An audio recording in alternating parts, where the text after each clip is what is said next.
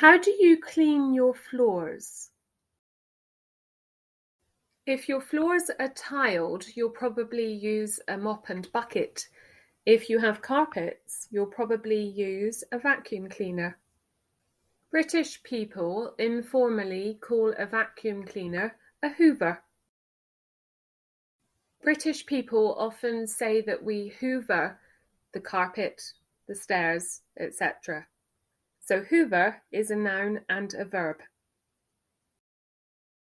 Americans might say vacuum as the verb and vacuum cleaner as the noun. Thanks for watching, everybody, and thanks for listening. If you liked this video, please give it the thumbs up and don't forget to subscribe for notifications of new videos.